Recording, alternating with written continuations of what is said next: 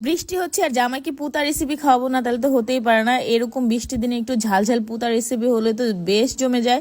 তো প্রথমে আমি পাটার মধ্যে একটা বোম্বাই মরিচ নিয়ে নিয়েছি। বোম্বাই মরিচটা বেশি একটা ঝাল না, কিন্তু বোম্বাই মরিচটা আমি ইউজ করেছি স্মেলের জন্য। এরপর আমি দুটো গোটা মশলা নিয়ে নিয়েছি, মানে এখানে দুটো এলাচ নিয়ে নিয়েছি, অল্প একটু দারচিনি আর সাথে কয়েকটা আর কি গোলমরিচ উঠে গিয়েছিল। এরপর এগুলোকে পাটাতে একটু বেটে নিব। এরপর আমি এখানে নিয়ে নিব, এখানে মুরগির একটা রান নিয়ে নিয়েছি। আর এই মুরগির রানটা আমি অনেকদিন আগে মুরগির মাংস এনেছিল, এই পিসটা আমি আলাদা করে রেখে দিয়েছিলাম যে আমার জামাইকে আমি এরকম একটা পুতা রেসিপি করে খাওয়াবো একদিন। তো সময় করে উঠছিল না, তো বৃষ্টি যেহেতু হচ্ছে এরকম ঝাল ঝাল একটা পুতা রেসিপি হলে তো বেশ জমে যায়।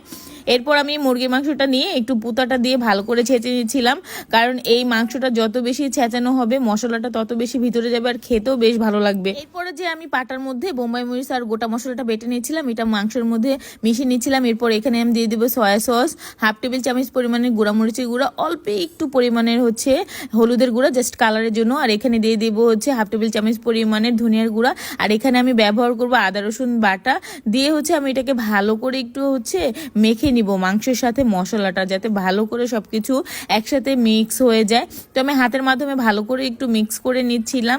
এরপর হচ্ছে মাখতে মাখতে তার মধ্যে এরপর দিয়ে দেবো আমি একটু পরিমাণে হচ্ছে লেবুটা দিলে কিন্তু বেশ সুন্দর একটা স্মেল আসে, আর যে ব্যাড একটা স্মেল থাকে যে কোনো মাংসে বা মাছে এটা কিন্তু থাকে না লেবুটা ইউজ করলে, আর খেতেও কিন্তু বেশ ভালো হয়, ভিতরটা কিন্তু জুসি হবে। এরপর ভালো করে মিশানো হয়ে গেলে তারপর আমি দিয়ে দেবো এখানে অল্প একটু পরিমাণে সরিষা তেলটা দিয়েও আমি একটু ভালো করে মেখে এর মধ্যে হচ্ছে মেরিনেট করে রেখে দিব 10 মিনিটের জন্য। ও এখানে কিন্তু আমি ভাজা জিরা গুঁড়োটা ইউজ করেছি, যখন ওই যে আমি মরিচের গুঁড়া ধনিয়ার গুঁড়োটা ইউজ করেছি। তো এরপরে 10 মিনিট মেরিনেট করে রাখার পরে এরপর আমি এখানে দিয়ে দিব 1 টেবিল চামচ পরিমাণের আটা। এখানে কিন্তু ময়দাটা দিলে বেশি ক্রিস্পি হয়, তবে আমি আটাটা ব্যবহার করেছি, তাতেও কিন্তু আমার ক্রিস্পিটা কম হয়নি, অনেক মচমচা হয়েছে।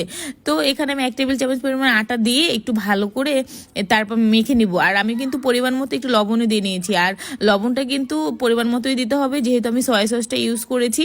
তো আন্দাজ মতো অল্প একটু দিব, বেশি হলে কিন্তু পরে আর খেতে পারবো না। এরপরে একটি ফ্রাই প্যানে আমি সরিষার তেল ইউজ করেছি। এই চাপ ভাজিটা কিন্তু সরিষার তেলে করলে বেশ ভালো হয়, আপনারা চাইলে সোয়াবিন তেলেও করতে পারেন।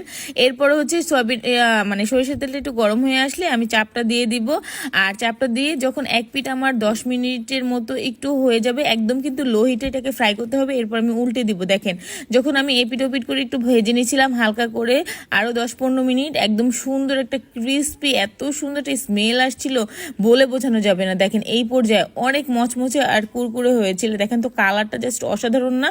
আমাদের কি দরকার কষ্ট করে বাইরে এরকম চিকেন চাপ বা বটি কাবাব খাওয়ার, ঘরে যদি এত সুন্দর করে রান্না করা যায়। আমি এখানে চিলি সসটা নিয়ে নিয়েছি, চিলি সসের সাথে কিন্তু এই কাবাবটা বেশ ভালো লাগে। তো আজকে রেসিপিটা যদি ভালো লাগে লাইক কমেন্ট এন্ড শেয়ার করে দেবেন ফ্রেন্ড এন্ড ফ্যামিলির মাঝে, আর আমার পেজটিকে ফলো করে রাখবেন। সবাই ভালো থাকবেন, আল্লাহ হাফেজ।